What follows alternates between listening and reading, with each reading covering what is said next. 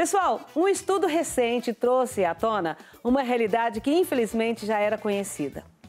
As experiências do abuso de maus tratos na infância deixam marcas profundas e duradouras na vida adulta.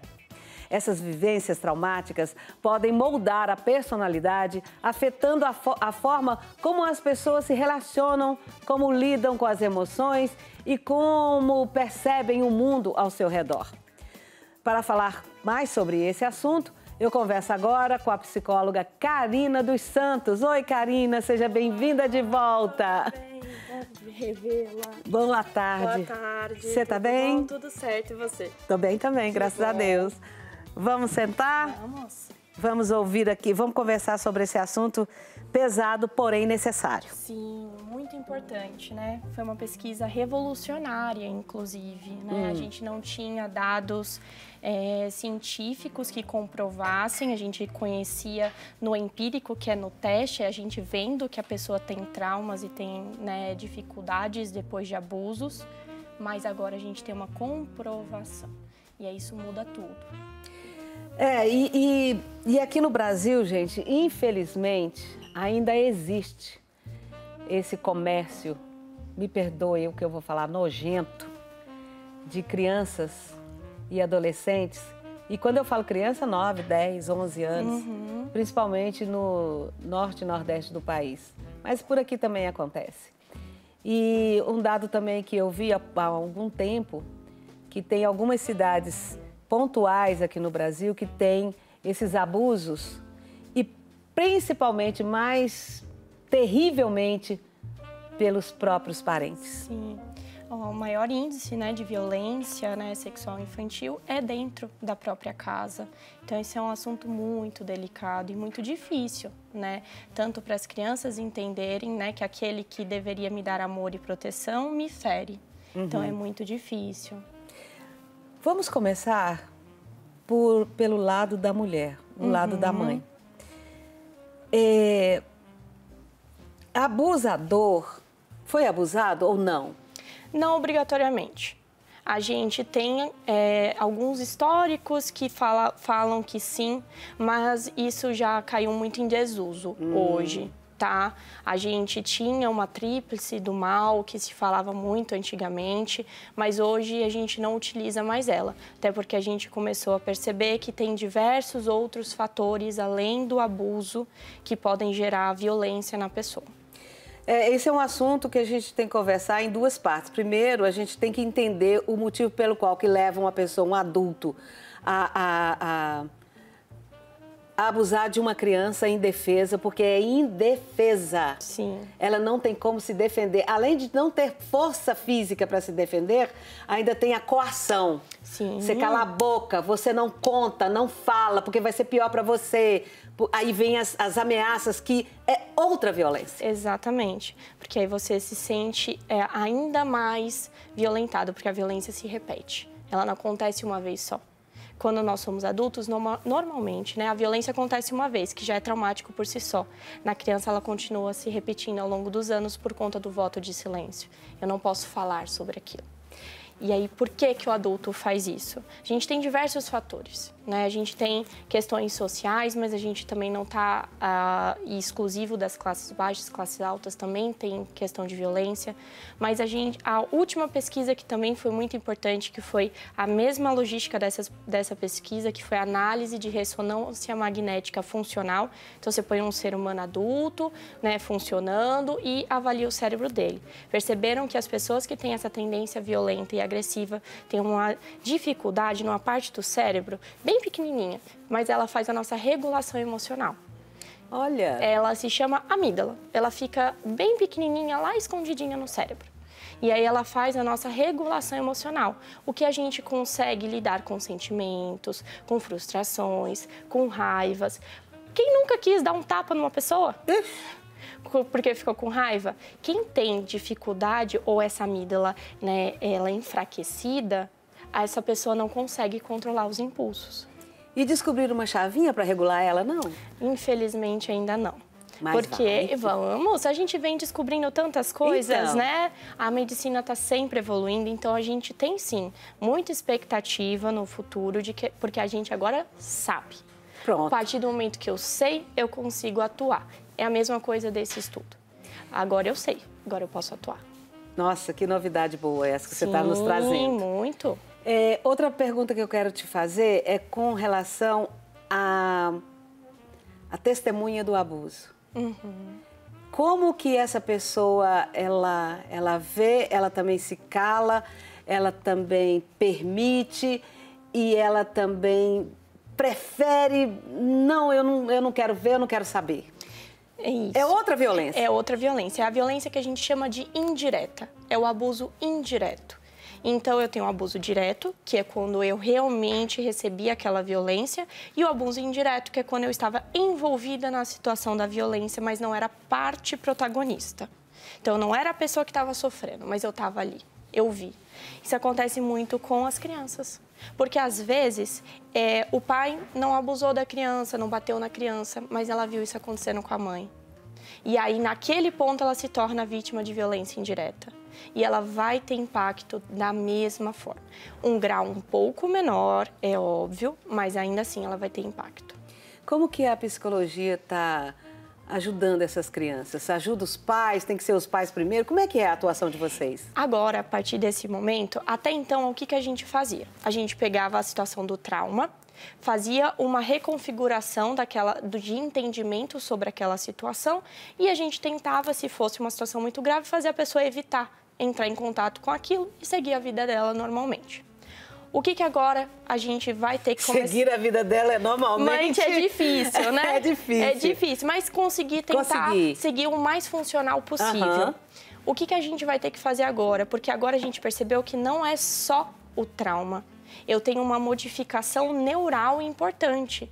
Então, eu vou ter que refazer esse circuito neural, que é essa rede de neurônios que processam os nossos pensamentos. Então, quando a gente fala assim, não, eu preciso pensar nisso, eu lembro disso, é uma rede neural.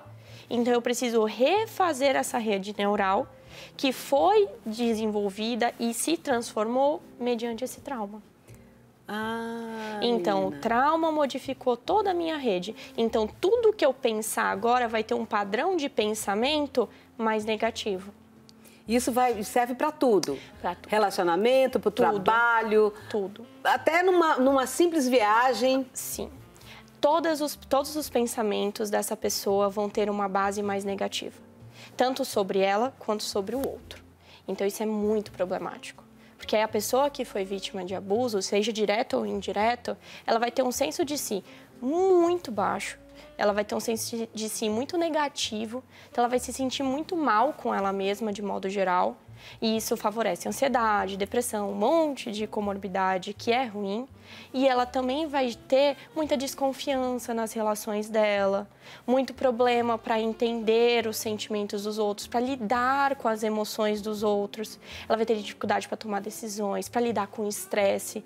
Então, assim, só nisso a gente já afetou trabalho, porque estresse é o que mais acontece no trabalho. Relacionamentos, porque eu preciso entender o outro, eu preciso confiar no outro. Então, isso aqui já destruiu. Tomada de decisões, vida pessoal. Se eu quero fazer uma viagem, se eu quero comprar uma roupa, isso daqui é totalmente prejudicado. Eu já vi situações de pessoas que me cercam, que falam comigo assim, eu preciso ir no médico. E a pessoa já está com 50 anos de idade. Ué, é só marcar aí. Você vai comigo? Uhum. Falei, como assim eu vou comigo? Você Sim. já tem, né, desenvolvimento para isso? Não, por favor, vai comigo. A pessoa tem medo, aos 50 anos de idade, de chegar no médico, para conversar com o médico, para explicar, porque as pessoas falam que eu sou muito... que eu pergunto demais. Mas faz parte da minha profissão. Sim. E quando eu fui mãe, eu fazia pauta para o médico. Eu queria saber isso, aquilo outro. E anotava tudo, porque você não, porque você é psicóloga, você tem outra dinâmica. Mas um pediatra, por exemplo, ele fala um monte de coisas ali, você tem que saber tudo, depois você não grava. Exatamente. Eu anotava tudo. Então, acho que é por isso que as pessoas me pedem para ir com o médico com elas, porque eu pergunto demais. Mas com psicóloga é diferente. Uma pergunta que eu queria saber é o seguinte... Vamos supor que nós temos aqui uma moça de 17 anos. E na casa dela ninguém percebeu, até ela foi abusada com 5 anos, e ninguém percebeu que isso aconteceu com ela. E essa pessoa, alguém está nos ouvindo, nos vendo agora, e pode perceber, será que aconteceu isso com essa pessoa? Quais são os sinais que essa jovem dá? Como ela vai estar, inclusive, na fase da adolescência, os sinais vão ser bem gritantes. Tá? Por mais que os pais falem, nossa, não percebi, mas aí o adolescente está muito no quarto, não conversa, não tem amigos, não sai, né? Ele não consegue ter um ambiente social adequado, porque adolescente tem que ter amigo, né? Na escola não está indo bem, né? Começa a se fechar, não fala mais com a família, não faz mais as coisas que gostava antes. Por quê? Na adolescência, quando isso acontece, normalmente é o momento que começa as crises de ansiedade generalizadas e a depressão. Ai, meu Deus. Então, é o momento porque o que essa pesquisa colocou pra gente? A atuação tem que ser precoce. Eu preciso ver aquilo e atuar naquilo. Porque depois que o cérebro está formado, é mais difícil. Não é impossível, mas é mais difícil. Mas a criança está se remodelando, então é mais fácil. Agora, a adolescente, o cérebro já está quase formado. Então, falta muito pouquinho para isso estar feito 100%. É uma linha tênue. É muito tênue. Então, a gente vai precisar, com essa adolescente, atuar imediatamente e de modo muito intenso. Então, atuando muito intensamente com a adolescente, com os pais, que é aquilo que você falou, vai ter que ter uma atuação com os pais também. Muitas vezes os pais fazerem terapia também, não com a psicóloga da adolescente, mas com outros psicólogos. Vai ter atuação na escola, tem que ter uma atuação em todos os ambientes dessa jovem, justamente para a gente evitar qualquer problema futuro na vida adulta dela. Vocês estão nos vendo aqui com essa conversa difícil, porém necessária, e vai acontecer várias vezes aqui no programa Aqui em Casa, porque falou de família, falou de criança, falou de adolescente, falou de família, eu sempre vou estar aqui discutindo esses assuntos. Pois é, quais são os principais desafios para prevenir e combater os abusos na infância? Então, eu vou começar pelos indiretos, porque eles acontecem muito, tem uma grande incidência, porque a gente não percebe. E aí o que a gente não percebe, a gente não coíbe, a gente não evita, a gente continua fazendo. Então, normalmente, e essa pesquisa ela frisa muito isso, instabilidade financeira. Então, isso é uma coisa que afeta as crianças e é considerado um abuso indireto, tá? Então, a criança estar numa situação de pobreza extrema, isso é um abuso indireto. Brigas constantes entre os pais, né? Discussões na frente da criança. Exposição sexual inadequada. E aí, por exemplo, a criança dormir com os pais no quarto. Isso é uma coisa que a gente, da psicologia, inclusive, já há muitos anos bate na tecla que não pode, né? E muitos pais ainda fazem. Então, é uma coisa que a gente precisa tirar, porque isso tudo é considerado abuso indireto. Então, e vai dar problema no desenvolvimento dessa criança. Então, primeiramente, sanar o abuso indireto. Certo. Tá? Então, a gente diminuir isso, evitar ao máximo discussão entre os pais dentro de um quarto fechado, se possível, ou quando a criança estiver na escola, ou por mensagem, né? Não importa. Né? Outros tipos de situação difíceis, financeiras, a gente sabe que envolve muito social, então é mais difícil. Aí a gente, como sociedade, tem que, né, se responsabilizar por isso. Mas a questão também sexual também é importante tomar esse cuidado. Os diretos são os mais óbvios, né? A agressão, né? Espancar a criança, você negligenciar, né, a criança. Na Pvida, eu escutei um relato esses dias que me chocou um pouco. E olha que eu já tenho uns anos de profissão. Que foi que o pai deixava a criança sem comer, de castigo. E isso me chocou muito. Porque a alimentação é um recurso básico. Isso é um abuso direto. Meu Deus. Então, eu não posso negligenciar a alimentação, o cuidado, o carinho. Então, a criança que é ignorada pelos pais, que os pais não conversam, que é jogada de canto, que é criada por babás, por exemplo, muitas vezes, ela está tendo um abuso direto. E aí ela vai ter impacto na vida dela, porque ela vai se sentir negligenciada e abandonada. tem mais chance de, por exemplo, na vida adulta ela criar uma dependência emocional. Ai, você está falando isso aí, eu estou lembrando de outro assunto, outra coisa que eu presenciei. Uma mãe falou assim, quando ela tiver adulta, ela vai para um psicólogo e o psicólogo que resolva lá. Já escutei isso também. Ai, meu Deus do céu. Já escutei. Já escutei e eu tive que lidar com os meus problemas. Ele vai lidar com os dele? Gente, a vida é outra. E a outra que a gente também escuta muito. Mas comigo foi assim e eu tô viva. E ele também vai ficar vivo. Mas vivo a que custo? A que custo? E vivo como? Às vezes vai virar uma pessoa arrastando corrente, vai virar um zumbi, né? Sim. Porque é um morto-vivo. Sim. Pessoas que têm muita ansiedade, pessoas que descontam as frustrações no trabalho. Então, tem uma relação nada saudável com o trabalho, de trabalhar 15, 16 horas, não descansar, né? Muitas vezes até entrar em burnout. Tudo isso, essa pessoa não está lidando com o sentimento dela. Por quê? Porque ela se acostumou a não lidar e acostumou com um tratamento inadequado, que, como essa pesquisa mostra, vai ter consequência de um jeito ou de outro. Gente, tem que tomar muito cuidado. Eu queria que você falasse também da importância do apoio familiar e social para essas vítimas. Exatamente. O familiar é o principal, né? Porque é um núcleo. Se a minha família me apoia, eu consigo lidar com esse sofrimento. Eu consigo lidar com essa situação. Agora, se a minha família não me apoia, se a minha família não consegue estar ali do meu lado, se a minha família duvida de mim ou me culpa pelo que aconteceu, ali eu já pioro, assim, 100% toda a situação e todo o quadro dessa pessoa. Agora, socialmente, a gente precisa dar amparo, a gente precisa da segurança, a gente precisa parar de culpar as vítimas, a gente precisa parar de duvidar delas. Elas não têm que explicar nada pra gente. Eu sempre falo isso. Mas ele não me explicou direito como é que foi essa violência, mas ele não tem que me explicar. Se ele conseguiu me falar que aconteceu, eu tenho que tomar as medidas cabíveis de que aquilo aconteceu e pronto. Quem investiga é a polícia. A gente, que é pessoas leigas, a gente não investiga, a gente acolhe. E isso até a gente mesmo, como psicólogo, é orientado que a gente não investiga. Se uma criança, lá no meu atendimento na Pvida, falar para mim, olha, eu estou sofrendo abuso do meu pai, eu não vou investigar. Não servia para ser psicóloga nunca. Eu ia investigar. Não, o que a gente faz? A gente denuncia.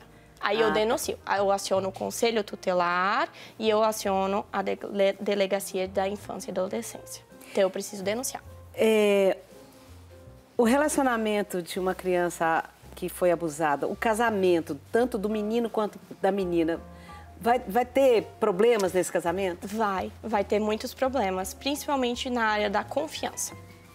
Então, essa pessoa, naturalmente, ela é desconfiada. Por quê? Quando ela abriu a guarda, tecnicamente, algo de ruim aconteceu com ela. Então, dificilmente ela vai conseguir se abrir 100% para essa pessoa. E aí ela não vai conseguir falar sobre os sentimentos dela, ela não vai conseguir confiar na outra pessoa, dificilmente vai conseguir entender os sentimentos da outra pessoa, sem contar a dificuldade na regulação emocional. Então é aquela pessoa que não fala nada, nada, tá tudo certo, esse copo aqui tá bom, tá bonito. Aí um belo dia, o copo tá aqui, ela tem uma crise. Ela grita, ela faz um monte de coisa, ela bate porta, ela sai andando, ela se fecha e você fica sem entender o que aconteceu. Mas, na verdade, não é o copo. Foram diversas coisas que ela nunca falou, e isso vale para tudo, para quem teve abuso ou não. Diversas coisas que ela nunca falou e chegou um momento de ruptura, onde ela entra em crise. E aí, a partir desse momento que ela entra em crise, ela consegue extravasar algumas coisas. Mas isso é a falta da regulação emocional. Os filhos do abusado, como que vai ser a criação se essa pessoa não cuidou, não tratou? Vai repetir? O que vai acontecer?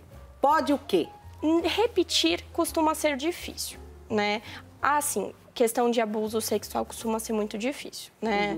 Justamente porque a pessoa sente aquela dor, aquilo ali ainda afeta muito ela. Agora, a questão da agressão, a gente conhece. Muita pessoa que fala, apanhei minha vida inteira, vou bater no meu filho também. E vou fazer de novo, porque funcionou comigo, vai funcionar com ele.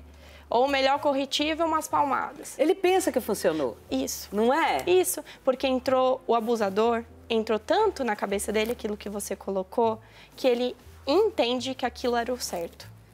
E aí é o grande problema. Porque quando a pessoa entende que é o certo, ela reproduz. Ela continua fazendo. E aí ele entendeu que aquilo era o normal. E aí, quando eu normalizo, é muito difícil de modificar. Você acha que deveria existir em currículo escolar alguma matéria, não fosse uma matéria específica, mas dentro de alguma delas, por exemplo, história, que colocasse assim o conhecimento familiar, o que não essas coisas malucas que as pessoas colocam aí de direita, de esquerda, não, mas uma coisa séria. Sim, pelo menos uma vez na semana, para as crianças entenderem o que é família, como é realmente família. Você acha que seria legal? Eu acho que seria fundamental. Eu acho, inclusive, que a escola tem que trazer essa abordagem mais prática, né? A gente tem diversas questões que são importantes de serem abordadas na escola. A criança passa boa parte do tempo dela na escola. Pois é. Então, até a questão, né, da educação sexual, hoje que está no currículo de algumas escolas, tem sido muito bom. As crianças estão reconhecendo o que é violência sexual. Porque, como você falou, isso é muito comum em algumas regiões, em algumas cidades, que isso se torna normal. A criança não entende mais que isso é um problema. Porque com a minha irmã foi assim, com a minha mãe foi assim, com a minha prima foi assim, comigo é assim. Tá tudo bem. E não tá, né? E não tá. Mas é fundamental a participação da escola e dos professores. Eu tive várias experiências e uma delas que eu viajei para uma cidade aqui do Nordeste do país, que eu não vou citar o nome, mas uma coisa que me constrangeu muito, eu vi grupos de senhores sozinhos, que não estava com filho, não estava com esposa, não estava com ninguém, sozinhos. Nesses hotéis e, assim, sem julgar, mas a gente sabe que estavam ali por tráfico infantil. Sim, sim. O turismo sexual, ele é uma coisa ainda muito marcante no nosso país, infelizmente. Uma cultura que a gente precisa mudar.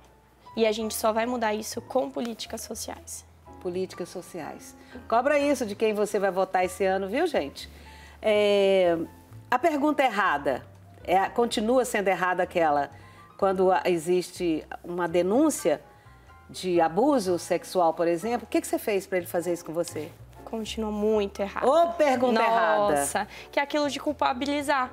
Então, mas como é que você tava? Com que roupa? Onde? Mas você viu isso? Criança, né, que passa por isso e vai falar na adolescência. Mas você viu isso tudo acontecer esse tempo todo e não falou nada? Você tava gostando? Então, nossa, assim, você estava gostando, parece com uma faca no peito. Isso é muito difícil, porque aí é o que a gente chama de revitimização. A pessoa tem uma situação e ela é revitimizada. Ela passa por aquilo de novo. Porque ela tem que se justificar para um estranho que ela é uma vítima. E é um absurdo. É um absurdo mesmo. É aquilo que você disse, né? A gente ter que passar por essas situações constrangedoras, engolir o choro, né? E não fala pra ninguém, não. Fica calado. Exatamente, exatamente. E pra criança, que normalmente são pessoas de confiança dela, né? Mesmo que não sejam da família, normalmente são pessoas que a criança conhece, aquilo é muito mais difícil. Meu Deus. Porque eu confio nessa pessoa. Então, se ela me falou que eu não posso contar, eu não vou contar. O Código Penal também tem que fazer uma reavaliação, Sim. penas mais duras, né? Sim. Contra os abusadores. Moça, tem muita coisa que a gente tem que conversar. Sim. É triste a conversa, mas nós vamos bater nessa tecla sempre. É nossa responsabilidade social. Sim, com certeza. Olha, eu te agradeço muito por você ter vindo. Viu?